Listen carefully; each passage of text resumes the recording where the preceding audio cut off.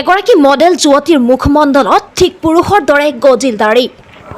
Model যুৱতীগৰাকীৰ নাম শাওনাম কাউৰ। শাওনাম কাউৰৰ 11 বছৰ বয়সৰ পৰাই গজিবলৈ আৰম্ভ কৰিছিল দাড়ি। মানুহৰ বহু কথা শুনি তেওঁ আত্মহত্যা কৰাৰ নিচিনা পথ বাছি ল'ব বিচাৰিছিল, কিন্তু অৱশেষত নিজৰ শৰীৰৰ এক ৰোগ বুলি ভাবি ল'লে তেওঁ আৰু নিজৰ জীৱন সংগ্ৰাম আগুৱাই লৈ যোৱাৰ সিদ্ধান্ত ল'লে।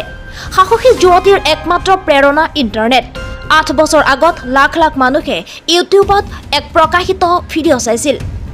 সেই মহিলাগৰাকীৰ দাড়ি গোফ লৈ যিসকলে হাঁহি ঠাট্টা কৰিছিল, সেই মানুহসকলক তেওঁ কেনেকৈ প্ৰত্যুত্তৰ দিছিল সেই ভিডিঅ'ত উল্লেখ কৰিছিল।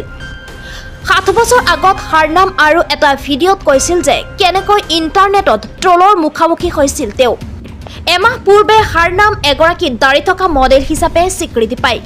তেওঁৰ নাম স্থান পায় ব্ৰিটেইনৰ ব্ৰকেন ৰুল মেগাজিনত, আনকি তেওঁৰ নাম গিনিজ বুক অফ ৱৰ্ল্ড ৰেকৰ্ডত স্থান পায়। 11 বছৰ বয়সৰ পৰা 14 বছৰ বয়সলৈ তেওঁ যেন নৰকত বাস কৰি আছিল। মানুহৰ বহু সমালোচনা সহ্য কৰিব নোৱাৰি তেওঁ নিজৰ জীৱন শেষ কৰি দিব বিচাৰিছিল।